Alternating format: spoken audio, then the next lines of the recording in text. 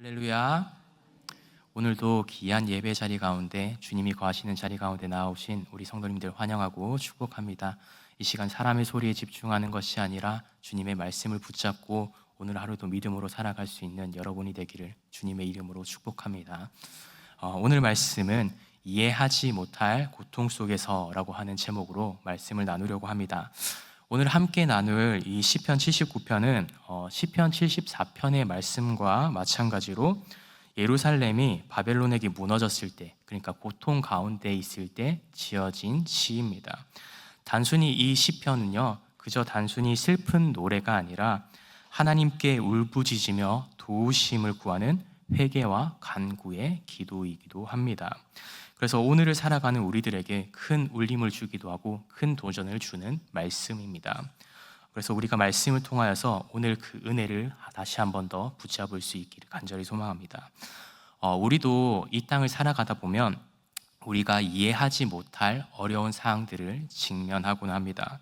하나님을 믿고 잘 살아가려고 우리가 믿음 가운데 결단을 하지만 내가 감당하기 힘든 일을 경험할 때가 있습니다.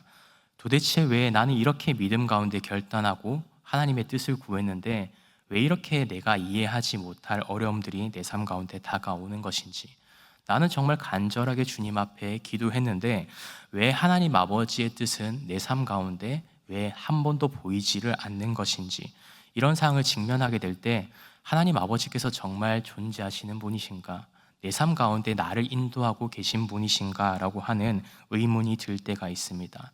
그러나 오늘 시편의 그 배경의 모습은요, 바로 이런 모습이었습니다. 하나님이 거하시던 그 성전이 오늘 무너져 내렸고, 이 성전은 이방인들로 인해서 짓밟히고 더럽혀졌습니다. 그리고 주변의 많은 사람들은요, 고통을 받고 죽임을 당하고 있습니다. 여전히 그렇게 너무나도 큰 고통 가운데 있고, 주님이 선택한 백성임에도 불구하고 성전이 무너져 내리고 그 성이 무너졌고 자신의 주변에 있었던 많은 사람들은 죽임을 당했습니다. 그 땅이 완전히 황폐하게 되어졌던 것입니다. 그리고 남은 주변의 사람들은 이제는 주변 나라의 그런 조롱거리로서 그렇게 많은 사람들의 비난과 조롱을 받으며 살아가고 있습니다. 이런 상황 가운데 하나님께서 정말 크신 팔로, 권능의 팔로 이 대적들을 물리쳐 주시면 너무나도 좋겠지만, 그런데 오늘 말씀 가운데는 너무나도 이상하게도 하나님의 일하심을 여기서 바라보고 저기서 바라보아도 그 어디에도 하나님의 일하심의 모습이 보이지 않는 것입니다. 그래서 아무 말씀도 하지 않으시는 것처럼 느껴지고 하나님의 부재가 언제까지인지도 모르겠는 그런 고통 가운데 있는 것입니다. 여러분, 이런 상황 가운데 우리는 어떠한 선택들을 하십니까? 하나님은 왜 말씀하지 않으시고 왜 우리를 위해서 일하지 않으십니까? 왜 우리의 고통 가운데 침묵하고 계십니까? 이런 어려운 상황 가운데 처하게 하셨습니까? 주님, 한 번이라도 말씀 좀 해주세요 라고 우리는 보통 이런 어려움들을 마주할 때 그런 불평과 불만을 주님 앞에 토로할 때가 많습니다. 그러나 오늘 말씀 가운데 이스라엘 백성들은 그저 단순히 불평과 불만을 토로하는 데 끝나는 것이 아니라 하나님 아버지 앞에 다시 한 번 더 기도하며 나아가는 모습을 성경은 증언하고 있습니다.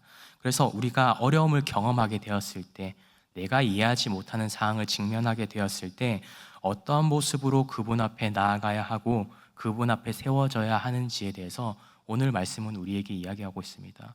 그래서 오늘 말씀을 통하여서 우리가 이해하지 못하는 상황 속에서 어떠한 모습으로 주님 앞에 나아가야 되는지를 발견할 수 있는 은혜 시간이 되기를 간절히 소망합니다. 시편 79편의 1절부터 4절까지의 말씀을 살펴보면 이스라엘 상황을 아주 구체적으로 솔직한 표현으로 그 모습을 고백하고 있는 것을 기록하고 있습니다. 주님의 성전이 더럽혀졌고 예루살렘은 돌무더기가 되었다라고 이야기하고, 그래서 주님 앞에 주님, 저희에겐 아무것도 남지 않았습니다 라고 이야기합니다.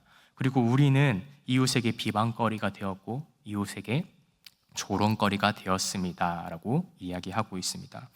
여기서 우리가 말씀 가운데 우리에게 주는 분명한 교훈이 있습니다. 우리의 있는 모습 그대로 주님 앞에 그 상황을 맡겨드려야 된다라고 하는 것입니다. 오늘 이스라엘 백성들은 자신들이 처한 그 상황이 얼마나 고통스러운지 그 마음을 하나도 숨김없이 하나님 아버지 앞에 고백하고 있었습니다. 여러분, 진정한 기도의 모습은 바로 여기서부터 시작이 되는 것입니다. 그저 형식적으로 우리가 이러한 기도 제목을 가지고 나아가야 됩니다 라고 이야기했을 때 그냥 단순히 그 기도에 이렇게 기도해야 되는 것이구나, 기도의 큰 틀은 이것이구나 라고 하면서 기도 드리는 것이 아니라 나의 있는 그 상황과 나의 그 마음을 주님 앞에 진실되게 고백할 때 진정한 기도는 시작되는 것입니다. 나의 모든 상황을 주님 앞에 있는 모습 그대로 고백하는 것이 진정한 기도의 시작이라고 하는 것이죠.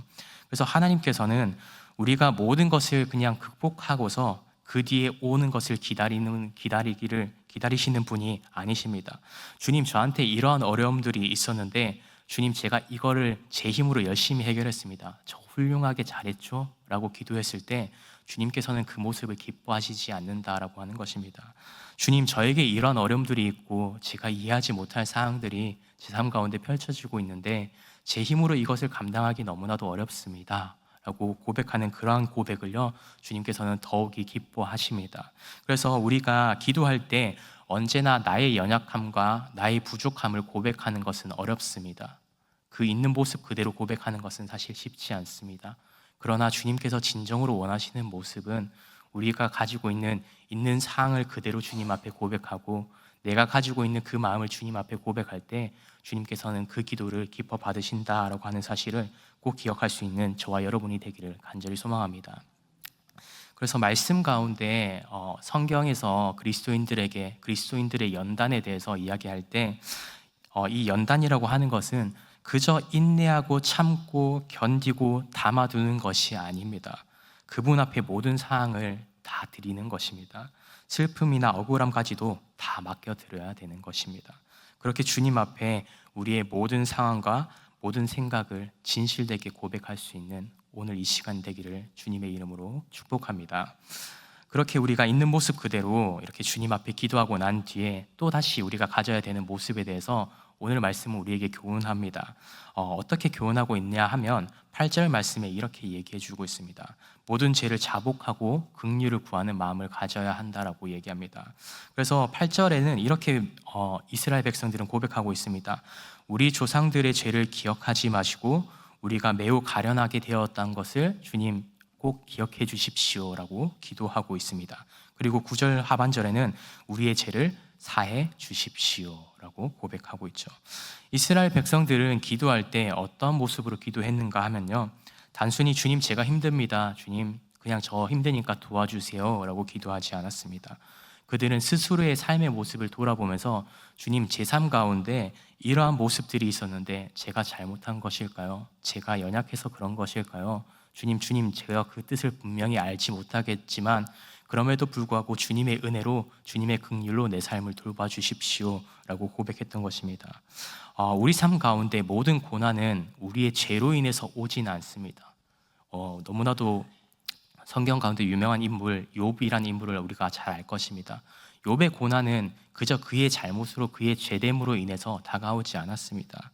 그러나 그 가운데 욥은 자신의 상황을 다시 한 번 더 점검하고 있었다라는 것을 성경은 우리에게 증언합니다. 그렇게 욥이 자신의 모습을 점검하고 돌아보고 주님 앞에 구했던 것처럼 오늘 본문 가운데 이스라엘 백성들도요, 그러한 믿음의 모습을 가지고 주님 앞에 구하고 있었던 것입니다. 주님, 오늘 내 삶 가운데, 우리의 삶 가운데 우리 믿음의 선조들이 죄를 지었던 모습처럼 저희도 오늘 죄를 짓고 있었던 것입니까? 그렇다면 주님 용서해 주십시오.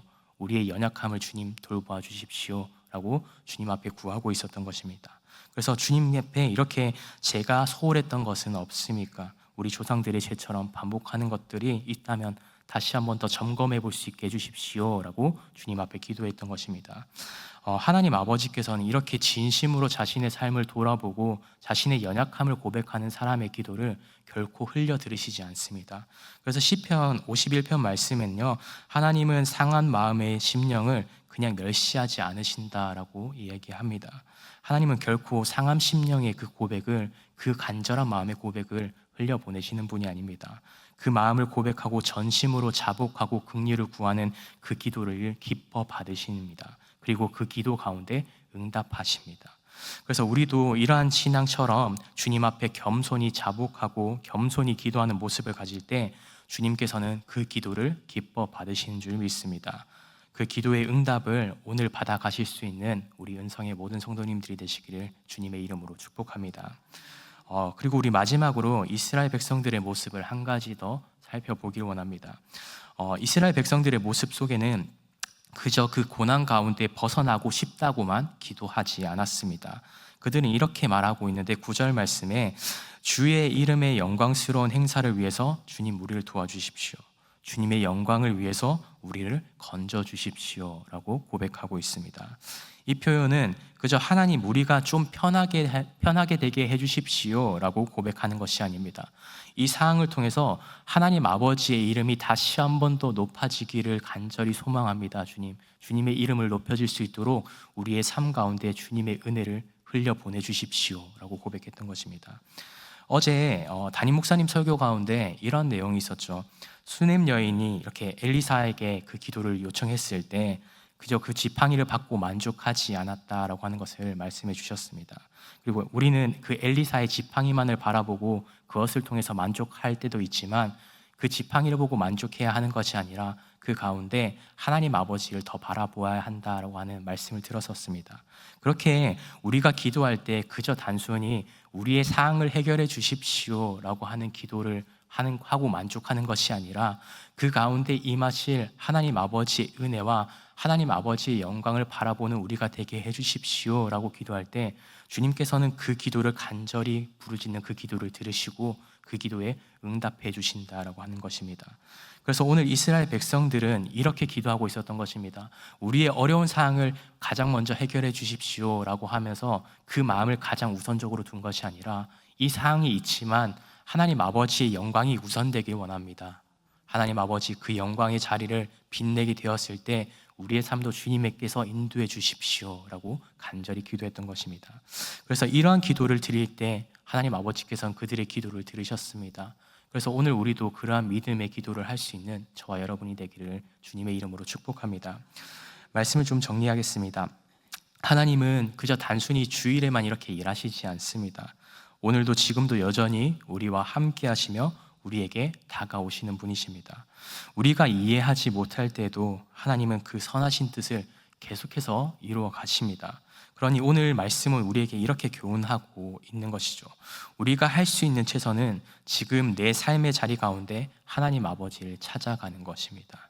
그리고 주님 앞에 정직한 모습으로 나아가는 것입니다.